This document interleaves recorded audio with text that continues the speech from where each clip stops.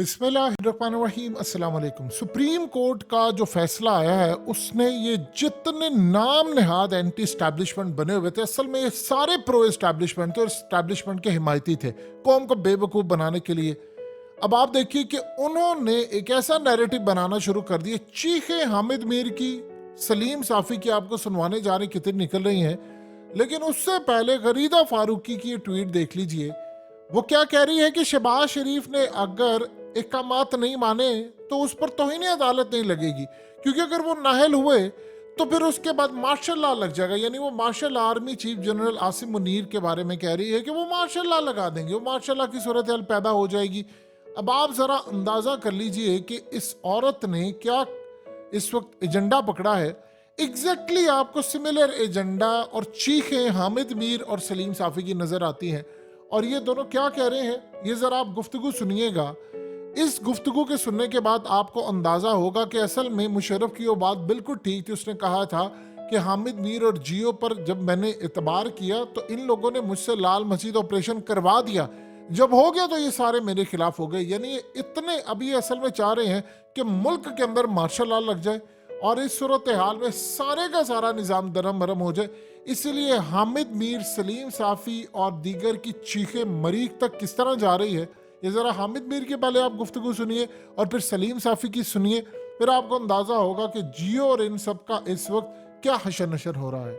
हामिद मीर साहब, शाहजेब बात कर रहे हैं और इस पर भी आपका कमेंट लेना बहुत जरूरी है, आपका तजिया कि जो अभी ये खबर सामने आई है कि सुप्रीम कोर्ट ने जस्टिस काजी फाइज ईसा के फैसले पर लार्जर बेंच तश्कील दे दिया है और 6 रुकनी बेंच की सरबराही जस्टिस एजाजुल एहसन करेंगे। आज ही इस केस की समाअत है और जिस तरह जस्टिस फाइज ईसा ने तमाम असखुद नोटिस पर कार्रवाई रोकने का फैसला दिया था।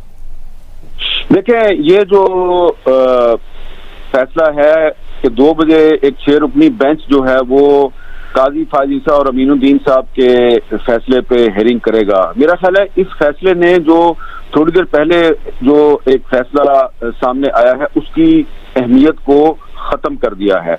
मैंने ये नहीं कहा कि कम कर दिया, मैंने कहा खत्म कर दिया है। वो अहमियत इसलिए खत्म हो गई है कि ये ही लगता है कि यही अब 6 जजेस हैं जो कि चीफ जस्टिस उमर अता बंदयाल के साथ हैं, वरना वो इसको 7 मेंबर बेंच करते, 9 मेंबर बेंच करते। क्योंकि कुछ दिन पहले तो उन्होंने एक 9 मेंबर बेंच बनाया था जिसने कि इस इलेक्शन उल्तवा केस की समाअत शुरू की थी।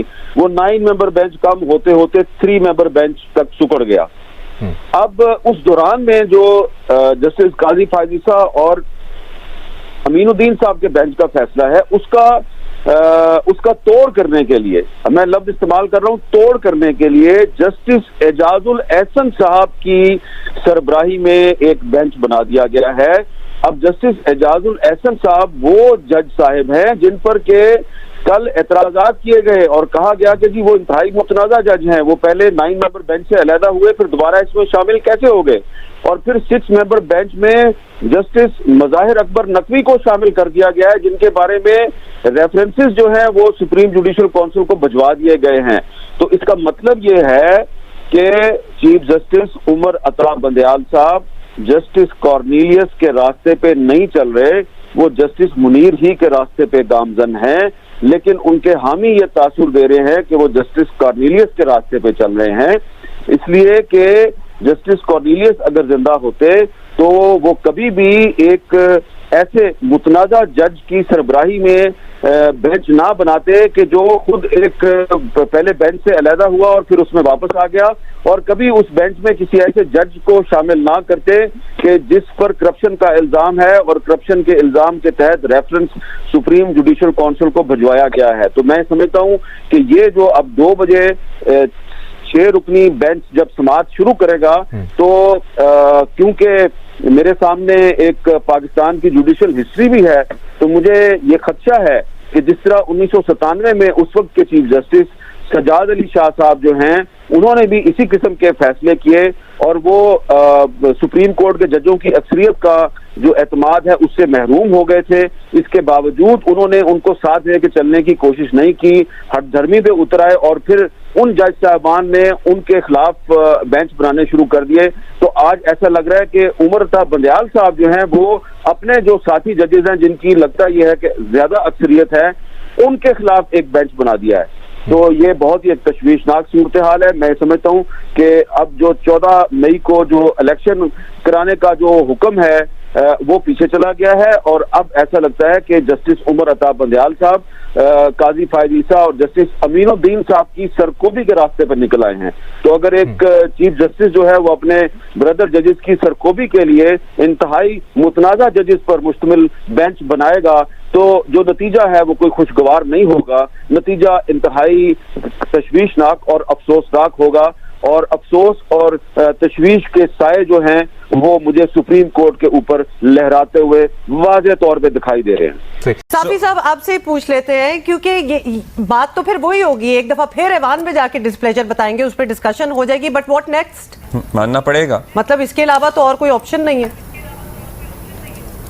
देखिए, एतराज़ और तनकीद इस बेंच या चीफ जस्टिस साहब के रवैये पे हमारा शायद हुकूमत से भी ज़्यादा है, क्योंकि ये एक मामला नहीं है। अभी आप देखें कि ख़ुद 25 मई से मुतालिक सुप्रीम कोर्ट के फ़ैसले की तौहीन की है, वो फ़ैसला पेंडिंग है। पेंडिंग नहीं बल्कि इस तरह लगता है कि उसको सुना ही नहीं जा रहा है। उसमें पुलिस ने सुप्रीम कोर्ट के हुक्म पे अमल करके उधर H9 में तैयारी शुरू कर दी और इमरान खान ने सुप्रीम कोर्ट के हुक्म की वायलेशन करके इधर डी चौक पे चढ़ाई कर दी। इसी तरह आप देखें कि पुलिस भी रियासत का एक इदारा है। पुलिस जाती है लोअर जुडिशरी के हुक्म पे अमल दरामद कराने के लिए, वारंट देने के लिए जाती है। और पुलिस अफसर कौन होता है? पुलिस अफसर भी मौजूदा चीफ जस्टिस साहब के दामाद होते हैं। और उधर जो है PTI वाले उनको मारना पीटना शुरू कर देते हैं और उन पे पेट्रोल बम बरसाते हैं। अब उनको सज़ा, इमरान खान को सज़ा देने की बजाय अगले दिन उनको रियायत मिल जाती है। तो हमें ये भी एतराज़ है। इसी तरह अगर सुप्रीम जुडिशल कौंसिल का इजलास नहीं हो रहा है और जजेस मुकम्मल नहीं है, 1 साल हो गया, और ख़ुसूसन हमारे पेशावर हाई कोर्ट के साथ बहुत ज़्यादती हो गई।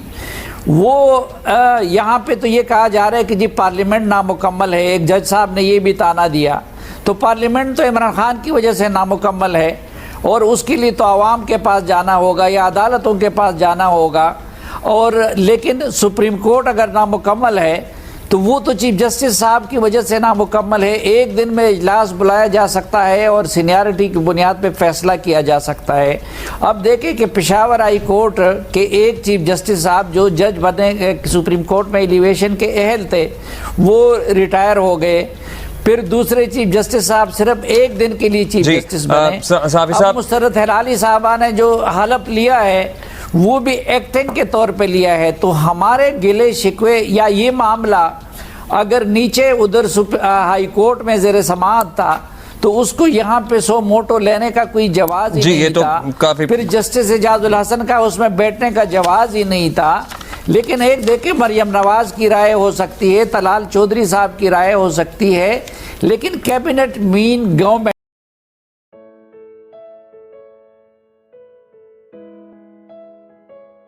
हकीकत टीवी को सब्सक्राइब करना मत भूलें, वीडियो को लाइक करें, शेयर करें और कमेंट सेक्शन में अपनी राय का इजहार ज़रूर करें।